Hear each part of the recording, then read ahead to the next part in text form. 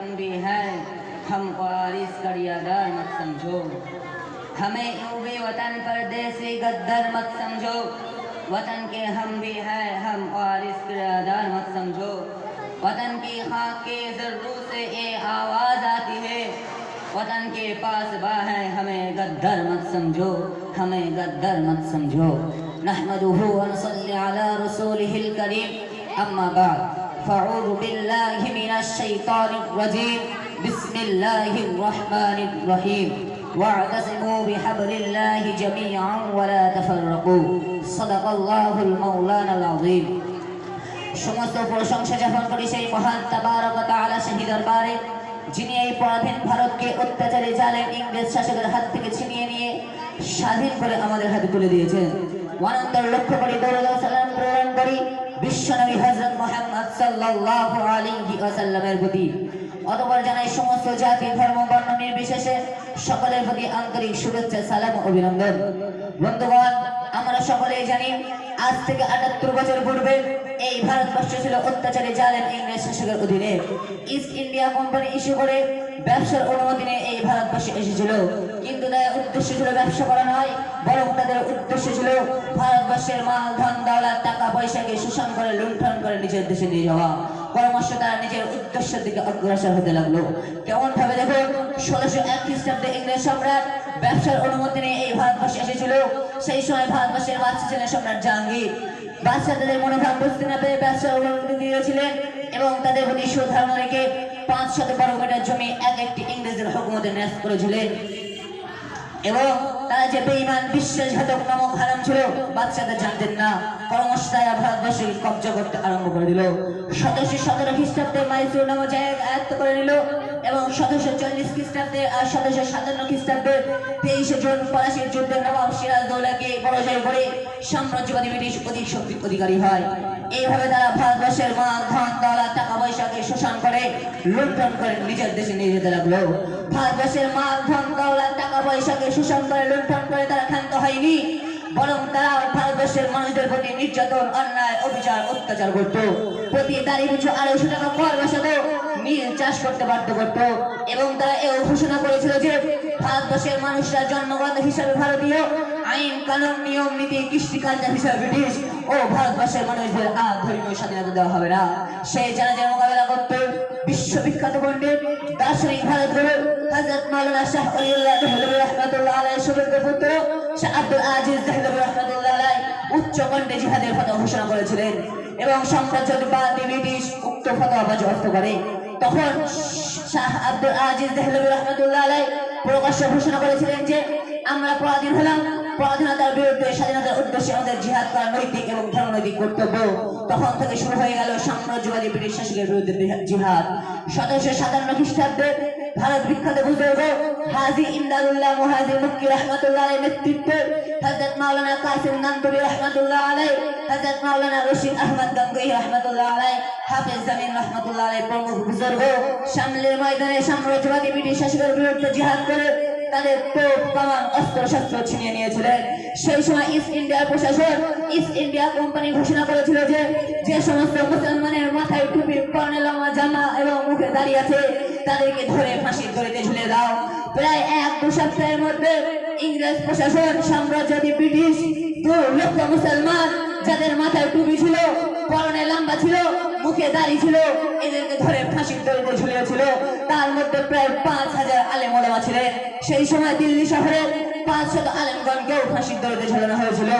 প্রমুখ বুজুর্গ সাম্রাজ্যবাদী ব্রিটিশের বিরুদ্ধে স্বাধীনতার উদ্দেশ্যে হযরত মাওলানা ফজলুল হক খায়রাবাদী ৩০০ আলেমগণকে নিয়ে সেই সময় জিহাদের ফতোয়া ঘোষণা করেছিলেন এবং একাধিক পুস্তক লিখেছিলেন, একাধিক চিঠিও লিখেছিলেন। তো সাম্রাজ্যবাদী ব্রিটিশ ওই পুস্তকগুলো বাজেয়াপ্ত করে এবং ফজলুল হক খায়রাবাদীকে বন্দী করে ৪০০ কারাদণ্ডে দণ্ডিত করে এবং তাকে শাস্তি স্বরূপ নালা নর্দমা পরিষ্কার করতে হয়। লেখকদের বাদশাহ খাতা কলম না পাওয়ার কারণে কাফনের কাপড়ের উপরে আরবি ভাষায় ভারত বিপ্লব বিষয় আস-সাওরাতুল হিন্দ নামক কিতাব লিখে সাম্রাজ্যবাদী ব্রিটিশ শাসকের বিরুদ্ধে। তো সেই কিতাবটি জেল থেকে জেল থেকে বার হয়ে নিজ এলাকার একটি লোকের মাধ্যমে নিজের সন্তানের কাছে পাঠালেন এবং তার সন্তান সেটাকে অনুবাদ করে জনগণের সামনে প্রকাশ করলেন এবং সেলুলার জেলে হায়দ্রাবাদী ইন্তেকাল করলেন। ইন্না লিল্লাহি ওয়া ইন্না ইলাইহি রাজিউন এবং তার কাফন দাফন সেখানে করা হয়েছিল। অনন্তর দেখলো সাম্রাজ্যবাদী ব্রিটিশ যে তাদের প্রশাসন ক্ষমতা তাদের সবকিছু হারিয়ে যাচ্ছে। তারা তখন চিন্তা করলো যে আমাদের প্রশাসন ক্ষমতা বজায় রাখার জন্য, আমাদের জোটটা বজায় রাখার জন্য এই ভারতবর্ষ থেকে সর্বপ্রথমে আলিম ওলামা সমাজকে নির্মূল করতে হবে। তখন তারা 1864 খ্রিস্টাব্দ থেকে নিয়ে 1867 খ্রিস্টাব্দ পর্যন্ত 14,000 আলিম ওলামাকে ফাঁসির দড়িতে ঝুলিয়েছিল। মিস্টার ট্যামসন তার জীবনে লিখছেন যে দিল্লির চাঁদনি চক্র থেকে হায়দ্রাবাদ পর্যন্ত একটি সড়ক চলে গেছে, একটি রাস্তা চলে গেছে, তার দুই পাশে এমন কোনো গাছ ছিল না, তাতে হলো আলিম ওলামা সমাজকে ফাঁসির দড়িতে ঝুলানো হয়নি। সেই সময় দেখা গেল ভারতবর্ষের বুকে, ভারতবর্ষের জমিনে আলিম ওলামার সংখ্যা আর খুব বেশি নেই। সাম্রাজ্যবাদী ব্রিটিশ সব আলিম ওলামাকে নির্মূল করে দিয়েছে এবং সেই সময় মাদ্রাসা মসজিদগুলোকে ভেঙে চূর্ণ বিচূর্ণ করে দিয়েছে। তার কয়েক বছর পর অর্থাৎ স্বাধীনতার কিছু পূর্বে হুসাইন আহমদ মাদানী রাহমাতুল্লাহ আলাইহি তিনি সাম্রাজ্যবাদী শাসকের বিরুদ্ধে, ইংরেজ প্রশাসনের বিরুদ্ধে ফতোয়া জারি করেছিলেন যে সাম্রাজ্যবাদী ব্রিটিশকে সাহায্য করা এবং তাদের অধীনে চাকরি করা হারাম। তো উক্ত ফতোয়া শুনে সাম্রাজ্যবাদী ব্রিটিশ হুসাইন আহমদ মাদানী রাহমাতুল্লাহ আলাইহিকে গুলির অর্ডার ঘোষণা করে দিলেন এবং হুসাইন আহমদ মাদানী রাহমাতুল্লাহ আলাইহিকে গুলির অর্ডার ঘোষণা করার কিছুদিন পরে করাচিতে এক বিশাল সমাবেশ ডাকা হয়েছিল। সেই সমাবেশে হিন্দু, মুসলিম, জৈন, খ্রিস্টান সমস্ত জাতি, ধর্ম, বর্ণ নির্বিশেষে কম বেশি কয়েক লক্ষ জনগণ একত্রিত হয়েছিলেন। সেই সমাবেশে জনগণ প্রত্যেকটি মানুষ জানতেন যে এই সমাবেশে হুসাইন আহমদ মাদানী রাহমাতুল্লাহ আলাইহি উপস্থিত হবেন না, কারণ হুসাইন আহমদ মাদানী রাহমাতুল্লাহ আলাইহিকে গুলির অর্ডার ঘোষণা হয়ে গেছে। তো দেখা গেল সমাবেশ শুরু হওয়ার কিছু পূর্বে হুসাইন আহমদ মাদানী রাহমাতুল্লাহ আলাইহি জানের পরোয়া না করে কাফনের কাপড় হাতে নিয়ে কবিতা পড়তে পড়তে স্টেজে উঠে গেলেন। ले फिरती है बुलबुल चोंच में लेकर वो शहनाज की कहाँ है, ले फिरती है बुलबुल चोंच में लेकर वो शहनाज की कहाँ है। इंग्रेज को खिताब करके कहा खिलौना समझकर मुझे बर्बाद न करना, हम भी किसी के बनाए हुए हैं, हम भी किसी के बनाए हुए हैं। तो হুসাইন আহমদ মাদানী রাহমাতুল্লাহ আলাইহিকে দেখে প্রত্যেকটি মানুষ অবাক হয়ে গেলেন এবং হুসাইন আহমদ মাদানী রাহমাতুল্লাহ আলাইহি সাম্রাজ্যবাদী ব্রিটিশের বিরুদ্ধে বক্তব্য শুরু করে দিলেন এবং চতুর্দিক থেকে ইংরেজ প্রশাসক গুলি করতে শুরু করলো। তো আল্লাহ পাকের কি কুদরতি, আল্লাহ পাকের কি কারিশমা, হুসাইন আহমদ মাদানী রাহমাতুল্লাহ আলাইহির গায়ে একটি গুলো স্পর্শ করলো না। তো তারপর গুলি দিয়ে না পেরে সাম্রাজ্যবাদী ব্রিটিশ প্রশাসন অভিযুক্ত করে করাচিতে সরকারিভাবে মামলা চালায়। তো সেই মামলায় হুসাইন আহমদ মাদানী রাহমাতুল্লাহ আলাইহিকে 4 বছর সশ্রম কারাদণ্ডে দণ্ডিত করে। তারপর সমস্ত জাতি ধর্ম বর্ণ নির্বিশেষে সকলে নিজ নিজ তাজা বুকের রক্তকে জমিনে ঢেলে দিয়ে ভারতবর্ষের মাটিকে রক্তাক্ত করে এই পরাধীন ভারতকে স্বাধীন করেছিলেন। যেহেতু আমরা স্বাধীন ভারতের স্বাধীন নাগরিক হিসাবে 15 আগস্ট স্বাধীনতা উদযাপন করে থাকি, কিন্তু বড় দুঃখের বিষয়, বড় পরিতাপের বিষয় এই যে আজ আমরা স্বাধীন ভারতের স্বাধীন নাগরিক হয়েও আমরা স্বাধীনভাবে চলতে পারি না। আজ আমরা স্বাধীন ভারতের স্বাধীন নাগরিক হয়েও রক্ত জমিনে ঢেলে দিয়েও জমিনকে রক্তাক্ত করেও আজ আমরা স্বাধীন নয়। যদি আজ আমরা স্বাধীন ভারতের স্বাধীন নাগরিক হতাম তাহলে আজ আমরা হত্যার বিরুদ্ধে আন্দোলন করা হতো না। যদি আজ আমরা স্বাধীন ভারতের স্বাধীন ভারতীয় হতাম তাহলে হিন্দু, মুসলিম, তাহলে এই জাতীয় ইউনিফর্মকে দেখে দেশদ্রোহী, সন্ত্রাসবাদী নামে আখ্যায়িত করা হতো না। যদি আজ আমরা স্বাধীন ভারতের স্বাধীন নাগরিক হতাম তাহলে মা বোনদেরকে রাস্তায় পতিত করে শত দর্শকের সামনে গণধর্ষণ করা হতো না। আজ আমরা স্বাধীন ভারতের স্বাধীন নাগরিক হতাম তাহলে মায়ের বুক থেকে 25 শিশুকে ছিনিয়ে নিয়ে উত্তপ্ত আগুনে ফেলে দেওয়া হতো না। আজ যদি আমরা সত্যি স্বাধীন ভারতের স্বাধীন নাগরিক হতাম তাহলে মুসলমানদের রক্ত নিয়ে ভরে ফেলা হতো না। হায়রে মুসলমান, হায়রে বন্ধুগণ, হায়রে ভারতের জনগণ, কোন সাগরের গভীরতায় ঘুমিয়ে আছো? 25 শিশুর চিৎকার, মা বোনদের আত্মপ্রহার আমাদের চোখ মুখে রাখছে না। হায়রে মুসলমান, তোমরা কোন সাগরের তলে ডুবে আছো যে বিশ্ববাসী গর্জে উঠছে করুণ কণ্ঠে আত্মরোধ, কিন্তু তোমাদের ঘুম ভাঙে না। আর কবে ঘুম ভাঙবে হে মুসলমান, হে ভারতের জনগণ? তোমাদের ঘুম ভাঙবে কবে?